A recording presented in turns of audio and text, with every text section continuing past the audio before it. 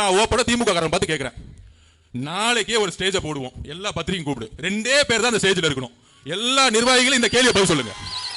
ரமேஷ், ராஜ்மோகன் எல்லா பேட்டியிலும் சொல்லுங்க. சேலஞ்ச் விடுற முதலமைச்சரை பார்த்து, எந்த பேப்பர் இல்லாம உன் பக்கத்துல எந்த நிர்வாகி இல்லாம தனியால ஸ்டேஜில் வந்து உட்கார். என் தலைவர் தனியா வருவார். 2 பேரை வச்சு பிரஸ் கான்ஃபரன்ஸ் நடத்துவோம். இந்த போட்டிக்கு நான் ரெடினா நாளைக்கே நான் ரெடி, என் தலைவர் ரெடி. இந்த அள்ளு சில்லறைக்கெல்லாம் என் தலைவர் பதில் சொல்ல மாட்டார்.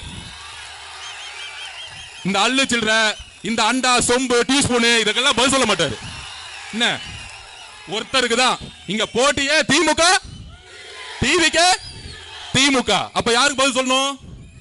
உங்க முதலமைச்சருக்கு உண்மையாலே சமூக நீதியை பத்தி அறிவு இருந்தா, உங்க முதலமைச்சருக்கு பொருளாதாரத்தை பத்தி அறிவு இருந்தா, உங்க முதலமைச்சருக்கு நிர்வாகத்தை பத்தி அறிவு இருந்தா, உங்க முதலமைச்சருக்கு சாதி வாரி கணக்கெடுப்பு பத்தி அறிவு இருந்தா தைரியமா பிரஸ் கான்ஃபரன்ஸ் சொல்லுங்க. எங்க தலைவர் வராரு, நீங்க வாங்க.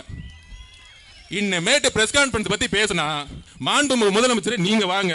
2 பேரும் எப்படி அமெரிக்காவில் உட்காந்து முதலமைச்சர் பிரைம் மினிஸ்டர் பிரசிடென்ட் ஆத்துக்கு முன்னாடி 2 பேரும் உட்காந்து பேசுவாங்க மக்கள் முன்னாடி. 2 பேரை பேச வைப்போம். ஃபர்ஸ்ட் ஷாட்லயே அவுட். ஏன்னா ஷூட்டிங் இல்ல, கேமரா இல்ல, சிஎம் போயிட்டே இருப்பாரு. எங்க தலைவருக்கு கேமராவே தேவையில்லை, அவர் ஆல்ரெடி நடிகரா இருந்து வந்தவரியா.